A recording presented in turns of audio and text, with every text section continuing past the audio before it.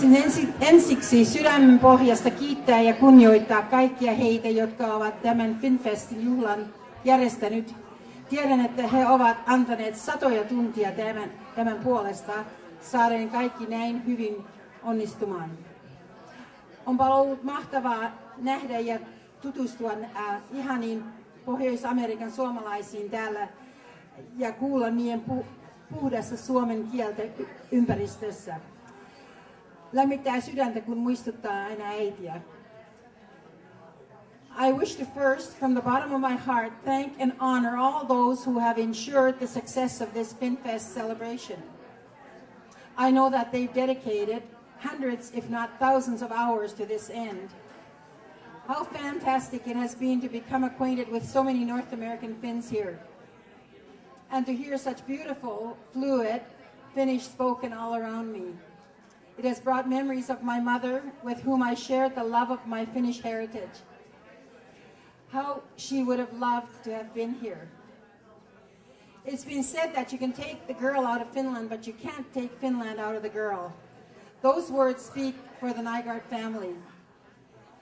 The love and pride for our culture and heritage, for all that represents Finland, and that we learned from our parents has served us well as a foundation on which to build the success which we have enjoyed as a family. That brings me to the book with which we honor our mother. Originally it was intended to be the memoirs for grandchildren and great-grandchildren who adored their grandma. It was to be a collection of stories of her life, which she was always asked to tell, and a collection of the recipes they continually wanted her to repeat. Hilka was a diverse and talented, courageous woman like many of you. And the authors saw a story to be told, which would relate to the thousands who also experienced parallel struggles living and raising children in the midst of war, living very humbly, courageously, taking a chance on travel to a new country, learning a new language. So began the child of Lamposaari. In the prologue, you'll see there'll be a little history of Finland, and which is nice, especially for those who don't know it very well. And I have to say that I learned an awful lot just from the prologue that the author had done. And after the prologue, the story starts with my mother on an island in Lamposaari, which is in Lake Saimaa in Finland, many of you know. And she's rowing a boat is where it starts, because the boat was how she got to school. She went to school in an area just in Muukonniemen koulu, and someone around here came to me and said, I went to Muukonniemen koulu, so that was kind of exciting to find that out. The foreword was written by my brother and me, and we're in it express our gratitude to our parents for bringing us to Canada, to North America, where we actually realized what we call the American dream. Without them, it would have been impossible. So as Mom then rowed her boat, and the story tells of all the antics that she had. She was a mischievous little girl and got spanked an awful lot. And it relates the whole story of the Finnish heritage, of the Finnish Christmas and how they celebrate it, exactly the same way that you and I probably still celebrate. It was a great story right up until then. All of a sudden, when my mother's father, Aleksanteri, saw that my mom had a lot of talent, realized that he wanted her to go off the island where usually children were born, raised, worked at the sawmill, and went right back, and died there eventually. Aleksanteri wanted to send Hilka away from the island. He saw in her character. Hilka, of course, loved her island, and when she was finally told, so I'll read you a little bit of that. When she was 14 and therefore finished her formal education, Aleksanteri told her that he thought she was far too smart to spend her life working in the mill, and that he wanted her to move to the mainland, to Finnish capital city Helsinki, to seek employment. Hilka was extremely upset by her father's words. Leave Lamposaari? How could she leave Lamposaari? She loved it there. She knew everybody. She had many, many friends, and they had their ways of having fun and being happy. She couldn't understand why he would want her to leave. Didn't he love her and want to have her around? When her father told her of his plans, Hilka ran with tears in her eyes to the nearby woods, where she had hid and had sobbed with her eyes until her eyes were red and swollen, and she could cry no more. She had shed countless tears, and yet still her heart was heavy with great sorrow. In the meantime, in time though, she would understand that it was in fact her father's deep love for her that made him want her to have more opportunity than she could find in the sawmill. So if we go a little further and we say the day before Hilka was to leave Lamposaari, she and her father sat side by side on the outdoor steps in silence for a long time. Both recognized that Hilka's carefree childhood was swiftly coming to a close, and both grieved its passage. In mute and mutual misery, they sat together, immersed in their private thoughts and wondering what tomorrow would bring for Hilka. And then it went on. She was put on a train with a magazine in her hand and told at age 14, had never been out of that little area before, and was told that you're going to get to Helsinki station and someone is going to find you if you hold on to this magazine. And apparently she held on to it so tightly that it was all liquid and wet in her hand by the time she got into Helsinki station. But she was met there by her future employer, who was for whom she was going to be a nanny, and life started from there for her. She continued to work and finally found employment later at HOK, which is Hooko, which is the Finnish co-op bakery, where she met my father. There's a lot of cute stories about what happened, how they got together.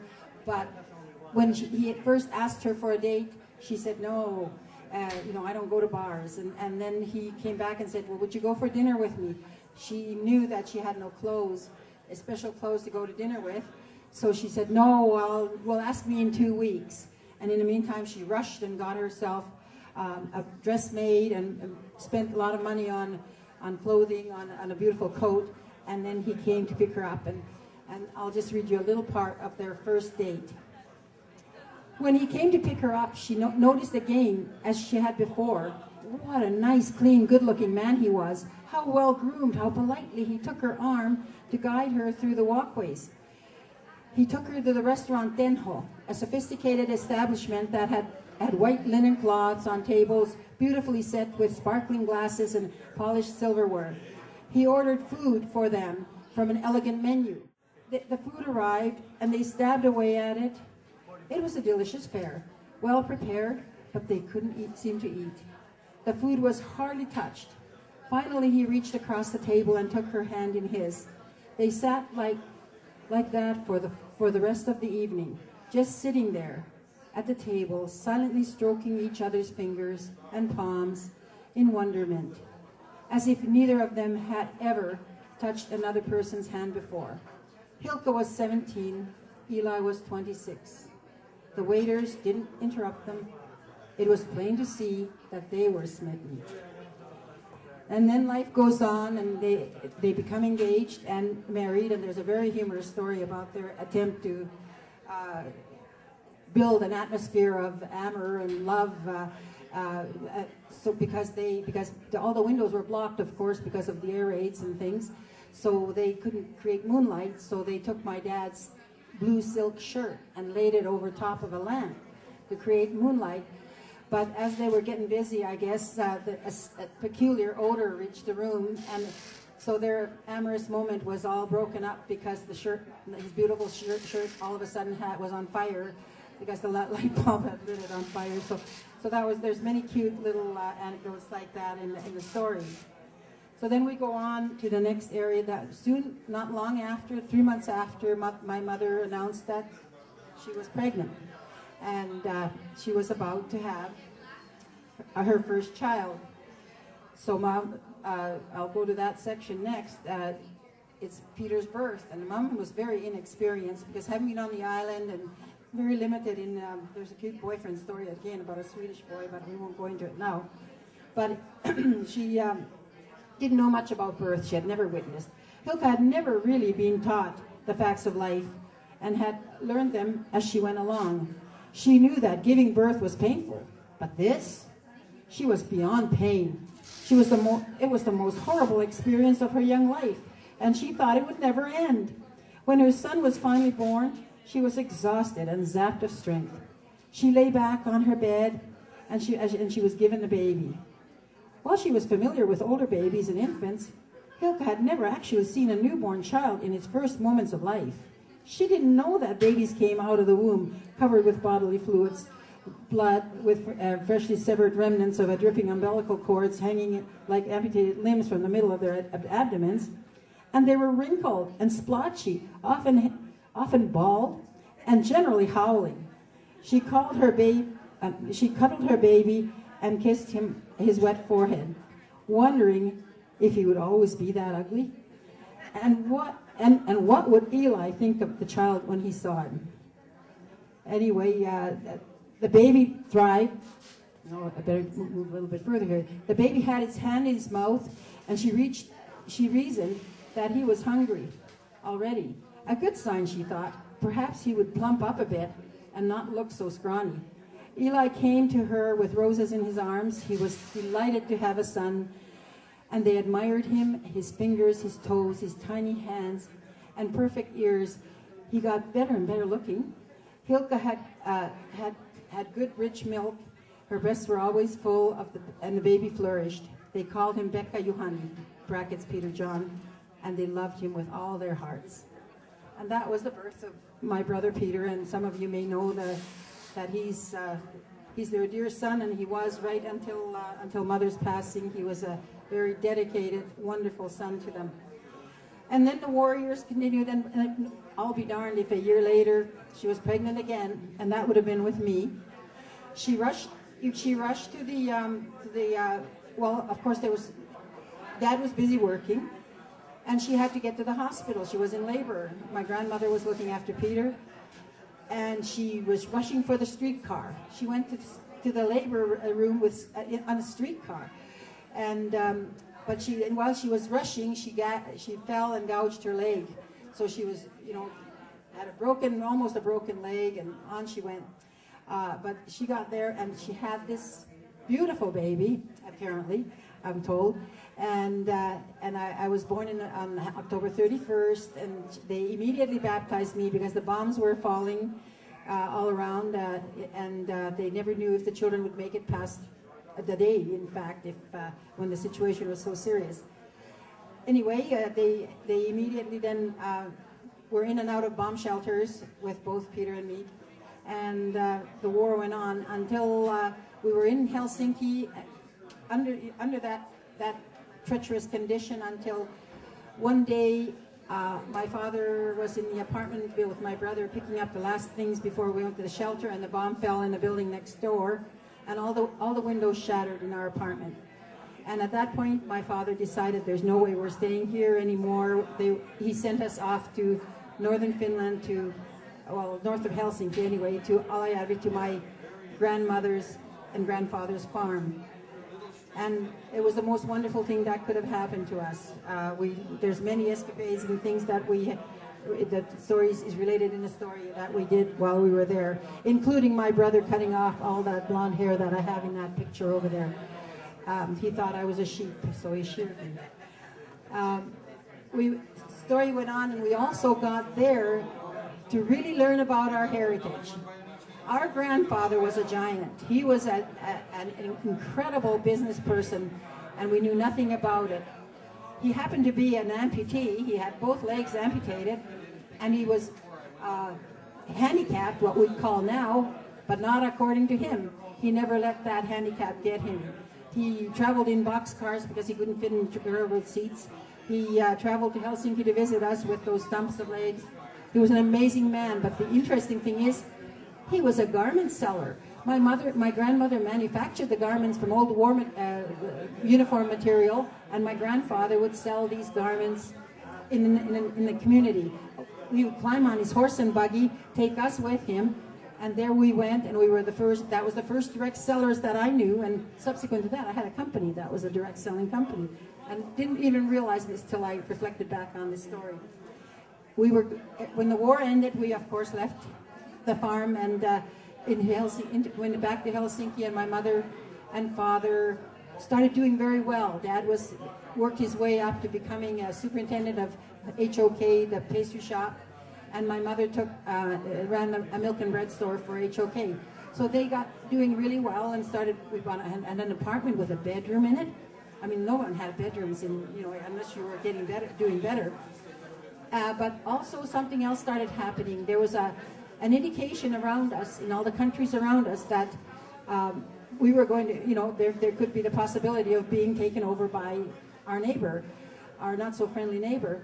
And my father was an entrepreneur, had the entrepreneurial spirit, and he wanted to have his own business. His dream was to have his own business. And that fear of not being able to develop us and let us develop freely had Mom and Dad discussing in Swedish the possibility of going to to Canada. Actually, they had chosen the United States or Canada, but United States quota was up already because we wanted to go and be near our cousins in Minnesota. So we settled in Winnipeg. Anyway, there's a whole section on the trip to Canada, the boat, the place that we moved to, the very humble Deloraine, Manitoba. We lived in a tiny 13 by 12 original coal shed that was converted into a room, melted snow for water, bathed in a big galvanized tub in the center of the room after that water was warmed, outdoor toilets in cold weather. The whole thing, we went right back to the basics. Nevertheless, we were always happy. Someone asked me that before. I was always happy. I don't ever remember feeling lonely. My parents were always there. And my brother was always my best friend. I don't remember being lonely or wanting for anything. My friends around us had a lot of things, but I don't know what that contentment, where it came from, but I'm very grateful for that. So life went on. Let me see now. Yeah, when we were heading to Canada, we went through Turku. That was the last stop before we boarded our ship. And pardon me, not last stop. Before I left. We left with the boat to go to Sweden and then on to Gothenburg. In Turku, 40 new former immigrants had just returned back from Canada and the USA. And it was a horrifying thought, that what is wrong over there? And here we were just about to leave. But Mom and Dad went anyway. They were brave and they left. They went on anyway. We went on the boat Stockholm. Someone else told me that they had gone on the same boat only three months before. Yeah, you did, didn't you? Yeah, that's great. And so on they went, and we arrived in Halifax. Now that was a very cold and bleak-looking place because it's March. And then through the woods in a train, and we thought, where are we going? This is so bleak and awful. I thought this country had gold streets paved with gold. Anyway, we went on to there, and let's see where. Then Mom and Dad. Then we did go to a little place called Deloraine, and as I mentioned, we lived humbly, but the people were warm and wonderful, and we got our first foundation set there. The Deloraine people actually invited us to their church. A minister was teaching us how to speak English, and they invited us to the church. And when we arrived at the church, the choir began to sing. And for us, they said, we all recognized it right away. It said, the choir stood up and began to sing an anthem, which was instantly recognized by every member of the Nygard family. The haunting beauty of Finnish composer Sibelius' magnificent symphonic poem, Finlandia, filled the little church. Hilka, Liisa, Peter, and Eli found their eyes welling up with water. The choir sang the English words of the hymn, and the last lines of which are familiar to many of us. And it was indeed a surprise and a very warm and wonderful thing that could happen to us. Of course, you know the words to that. It's "Be still, my soul."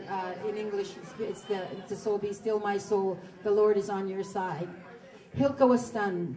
The people that could be so incredibly kind was almost unbelievable. Finlandia was one of the most important national songs in Finland, second only to the national anthem. Indeed, many Finnish people even more important than the national anthem.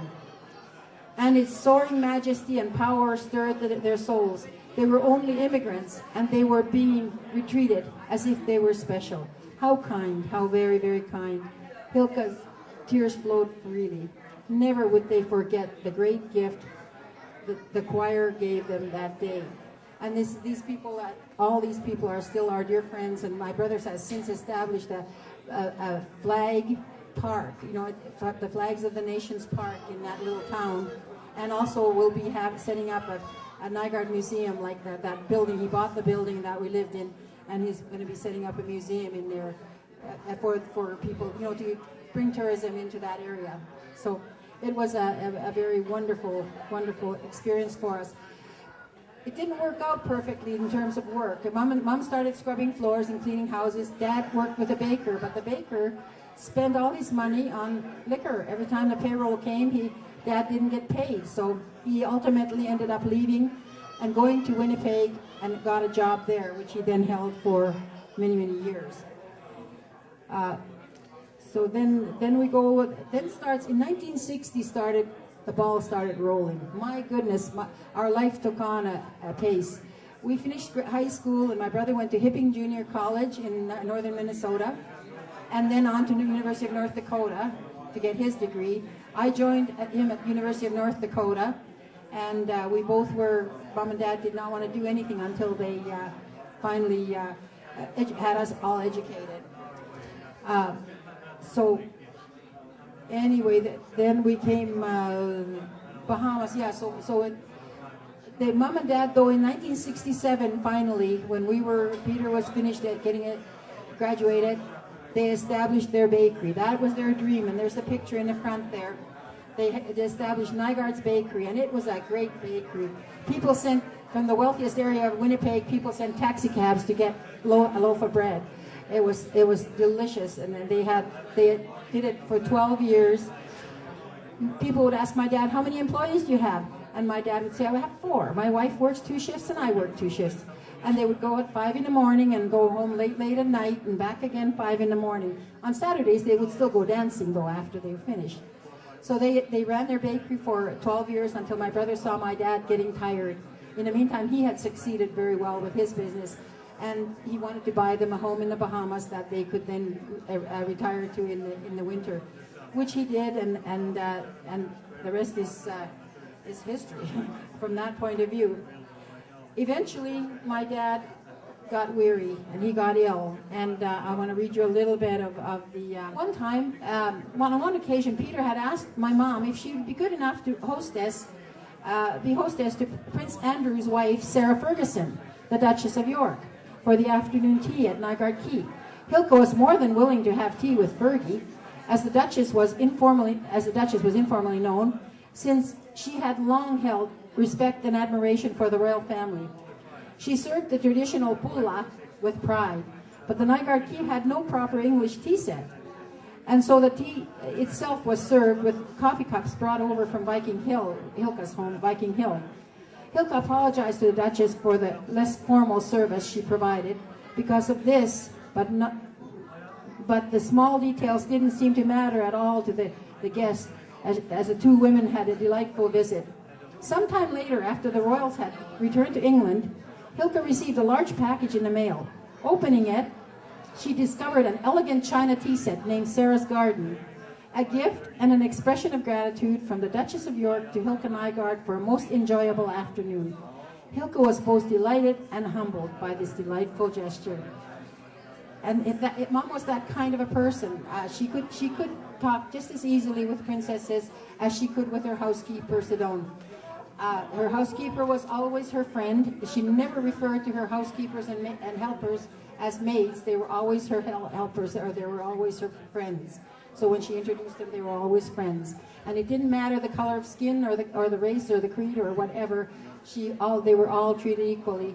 one of her granddaughters said that Grandma was the most accepting person in the whole world. That she had no hang-ups.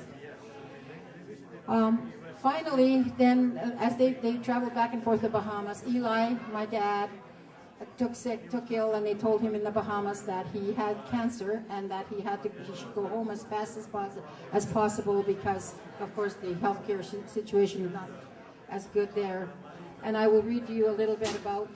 At first it was very hard to accept for them.